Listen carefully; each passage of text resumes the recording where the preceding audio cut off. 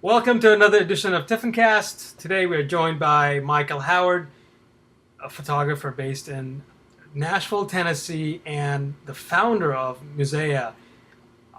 Michael, welcome.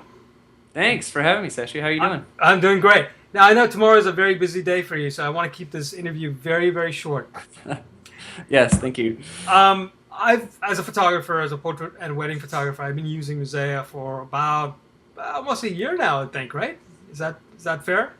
Let's see. Yeah, December it was up. So, but little But beta before that. So yeah, you're probably like 7 months, 8 months. 7 months or 8 months, and Yeah. one of the things I've been amazed with the actual platform, I guess you call it, is that how much it's evolved in the short time span. So let's talk about Musea later, but I want to talk about what's happening very soon, and it's called Musea Gathering, right? Yes. Yes. Tell us a little bit about it.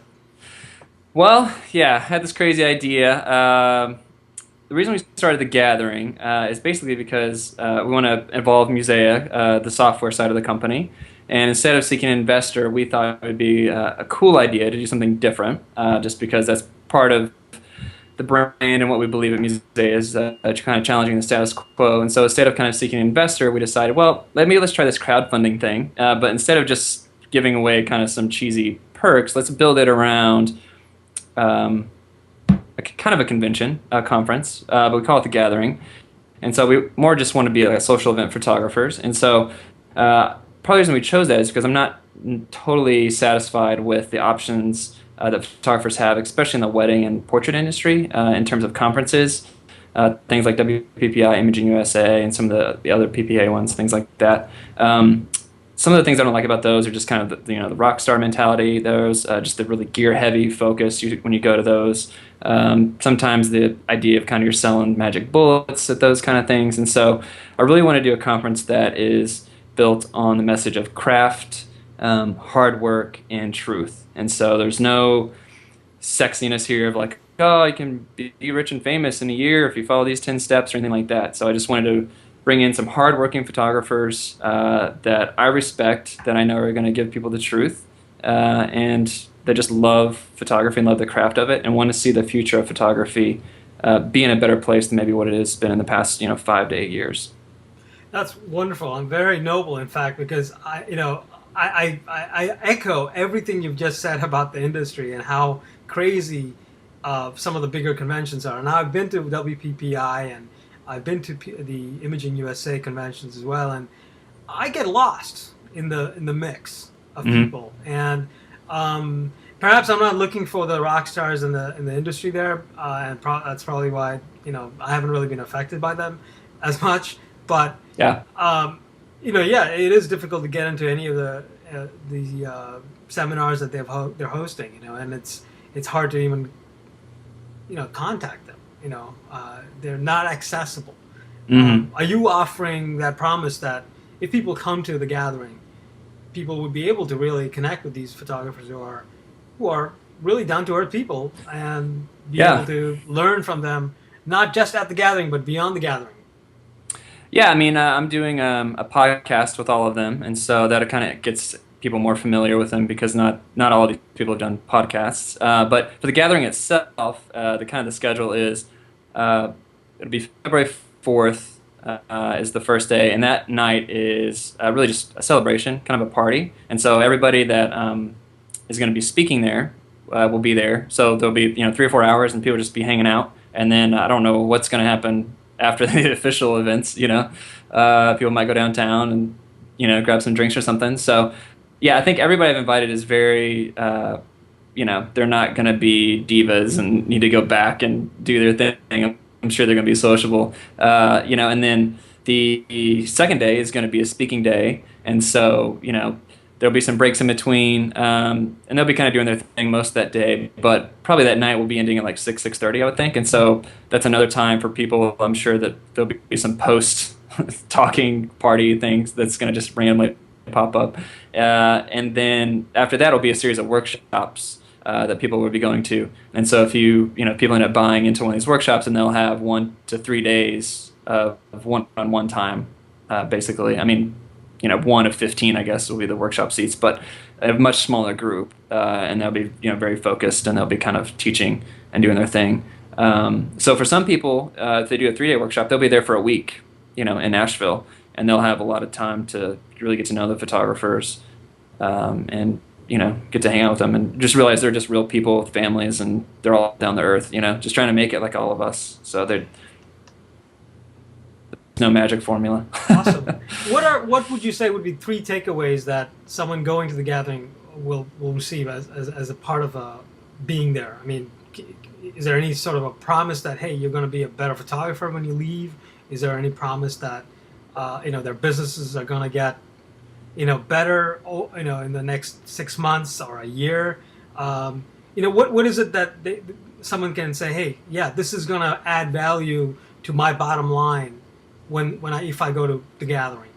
Yeah, I hope so. I mean, it's hard for me to promise that stuff. I mean, because that's kind of dependent on how hard they work and implement the things that they learn there. But I definitely, I think people are going to be challenged. They're going to be challenged to maybe be a little uncomfortable. Some of the things that maybe they believe or things like that might be kind of looked at in a different light, which I want to do. I think that's going to be great. I think they'll be inspired to take things to the next level. And one of the main reasons I really wanted to do this and get the type of people involved that I got involved, there's a kind of a groundswell in the industry that I think that we can all do this industry better. Wedding photography can be better. It can be healthier. And so I think people that they'll take away from it, I don't know how, I'm sure there's going to be some short-term things they can apply to the business and it's going to start working right away.